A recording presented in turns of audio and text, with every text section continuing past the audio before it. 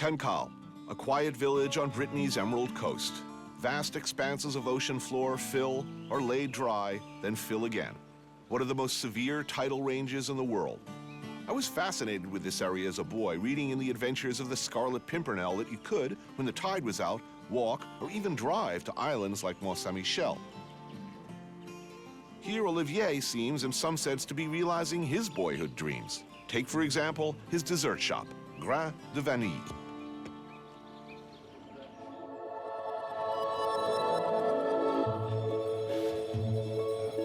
So, what do you make here? The specialty that I have eaten when I was very young in Cancale is galette cancalaise. Sand cookies, so named for their crumbly texture. Salt, butter, sugar, flour, and rum and vanille. It's very artisanal. Delicious. Next up, A caramel au beurre salé. salted butter caramels. The whole salt thing works insidiously well. Something very special. It's always the flavor of the kids in Brittany. You boil your sugar, okay, you don't, but they do. Then add butter, lots of rich, creamy, freshly churned Brittany's salted butter, and cream. Oh, yeah.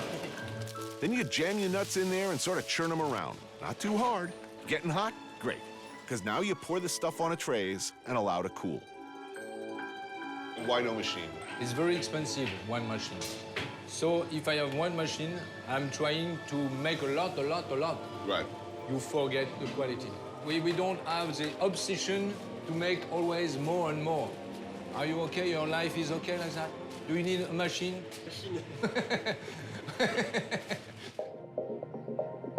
For me, it's all about this. The millefeuille of vanilla cream. French for 1,000 leaves, it's a layered puff pastry. Look at that and tell me you don't want to do something shameful. Hands out of your pants, love chunks. Yeah, you. This is made to order, and you gotta order ahead for preparation right before you eat. And don't try to pull a fast one either. The chef is on you. Oh my God. And you prepare, sometimes 1 hour before you arrive. And he say, oh no, it's for tomorrow, I bring it. No, he say, no, I don't want to sell to you. Wow.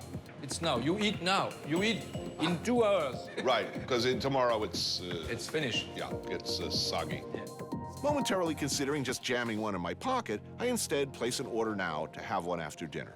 You said that your family were in the spice trade business. My grandfather, yes. The spice trade, something of a tradition in this area as well? Yes, cod in the north. The history of the world is looking for cod and looking for spice. Cardamom, nutmeg, vanilla, once worth their weight in gold. How many wars, how many people drowned like rats, how many distant lands conquered because they tasted good, concealed the sting of questionable meat from the stench of a largely unwashed aristocracy. Medicine, currency, freshener of an otherwise feculent environment. Today, Chef Roellinger carries on that tradition. Well, at least the good-tasting part.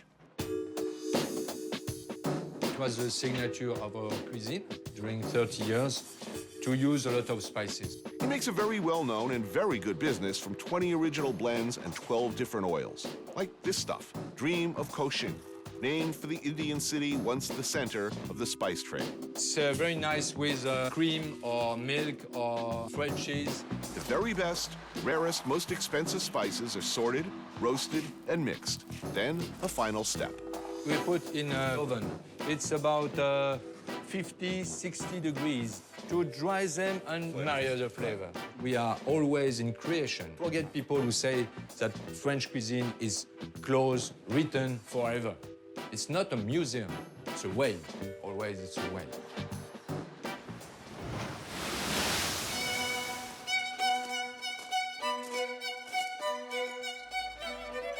Chateau Richaud. You'd think that this amazing property would be snooty, out of reach to the ordinary diner. But it is, in fact, the culmination of Olivier's career.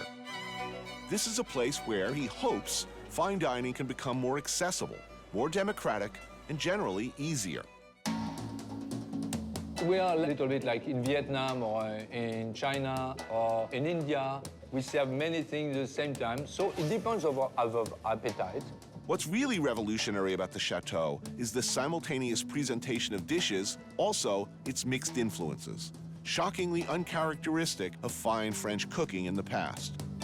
tomato, the different kind of tomato with quintessence of juice tomato. If you don't like, if you prefer mackerel with Celtic mustard, it's a very old recipe from the last century one. So if you don't like, here you have the sea bass with lemon and pimprenelle and bourrache herbs. Up until now, the classic oat mantra has always been, you will eat this, followed by this, and you will like it. Stifling. But with Olivier, that's dead. No, that's enough. Instead, it's you may choose some of this or some of that. Or in my case, yes, please, I'll have it all. Here you have artichokes with prismarine. Prismarine is a very special herbs that grows on the cliffs. Wow. Little squid with tomato chutney. It's against ketchup. Well, the chutney is fantastic, huh?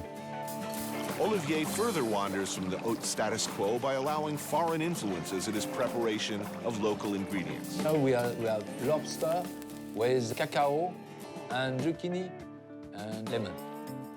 Because before, cacao was used as spices. Here we have sea bass and potatoes, fava, and nice, powder, spices powder, marine.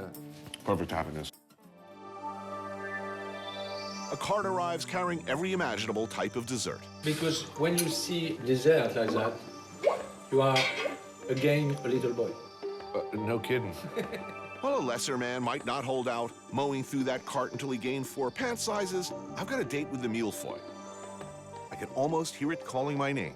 Does it look good to you? Believe me, it's even better than you're thinking. Flaky, rich, 1,000 layers of goodness. Worth every second I waited for it.